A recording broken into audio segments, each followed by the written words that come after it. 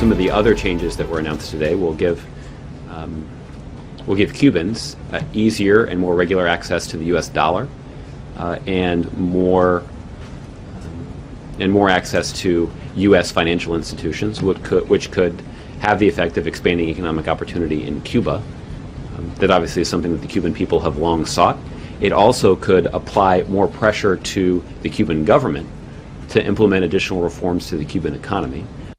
It's not as if American money hasn't been running through the Cuban economy in the last 50 years. A number of creative companies have found ways to exploit the various loopholes and cash in. Tyson Foods sells around $350 million worth of farm products to Cuba every year.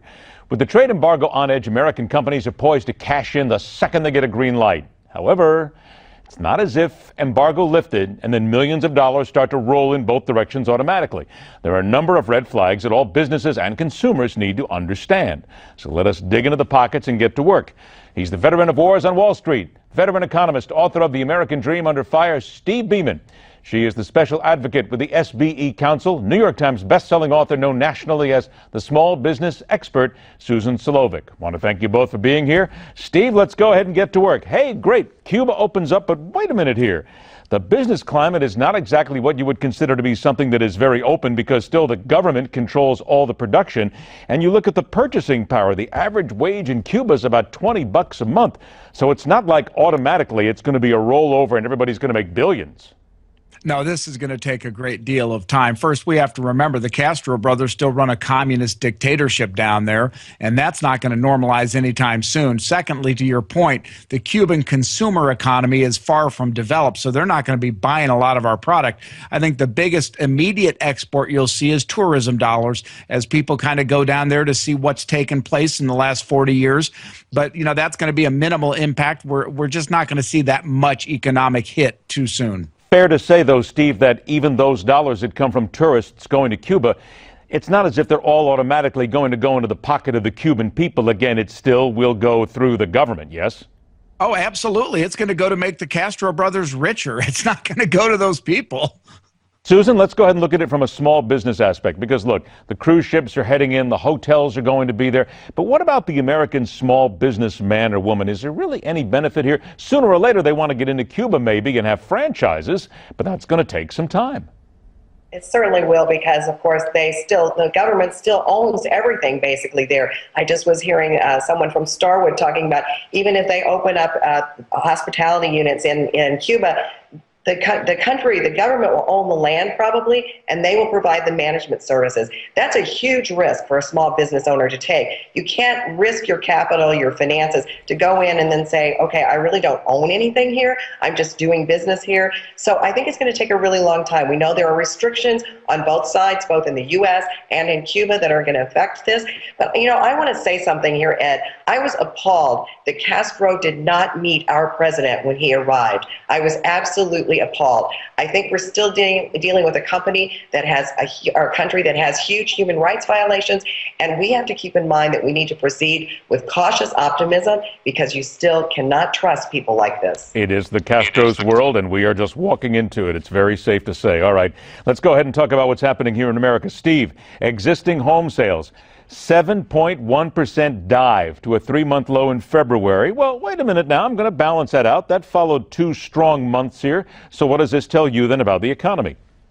It tells me, Ed, that we're in the same position you and I have spoken about so often. It's a bipolar economy that can't quite figure out what it wants to do. We're clearly not seeing the kind of policy implementations in Washington that are going to develop good economic growth for around that 2.5% rate. And so you're going to see sectors coming and going. I think that drop in the housing sector was a little sharper than most of us expected, but we didn't think it was going to be all that hot. We see the market coming back, largely driven by the Fed now saying they're not going to raise rates.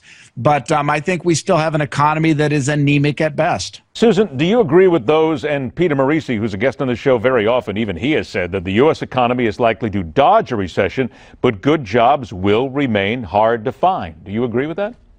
I do agree with that. And I think part of the reason that we saw existing home sales fall was because people were worried that the Fed might raise rates, They're still worried about their job security. We had some good job numbers, but is that sustainable? We're going to continue to see that. So I don't really think that consumer confidence is really rebounding. Now, I have to say, Ed, I have a house that's for sale right now, just in case anybody's interested. So I really hope that number goes up and that it continues to increase. But I do think that, and I've said it many, many times, we may not fall back down into a deep recession, but I think our recovery is going to be continuing to be tepid at best. You will be getting a bill for us for the advertising services, though, just in case. Okay. No problem. 30 seconds to each of you. Steve, first, Donald Trump's tax plan. People saying the greatest proportion of the benefits would go to the upper income earners, not necessarily the lower income earners. Is this not a red flag on this plan? Well, let me say it's a half-truth. First of all, it's the upper income earners that pay all of the taxes. So, of course, they're going to get the bulk of a tax benefit when you cut taxes. Secondly, let's not forget that freeing up capital at the top end does indeed build the economy. It's the old thing. When was the last time a poor person gave you a job? We need to free up income and capital at the top ends in order to get that growth back to that 3.5–4% rate. That's one of the key components to getting the economy going. And I don't think it's unfair that the people who pay all the taxes get most of the benefit. 20 seconds to you, Susan. You agree or disagree?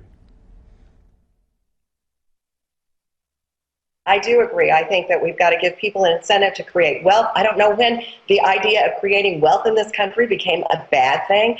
And I tell you, I've said it many times, and many of my friends who are small business owners, if Bernie Sanders would become president and taxes at that effective 90% tax rate, I'm going to quit working. We're not going to quit. We're not going to create jobs. Why should we even bother to give 90% of everything we earn to the government? I don't know about you, but I think all three of us here, we like making money. It's a good thing. Susan, Solovic, Steve Beaman, thanks so much for joining us. We'll talk to you soon. The real reason behind the rise of Donald Trump that no politician wants you to hear. Next on Telling It Like It Is.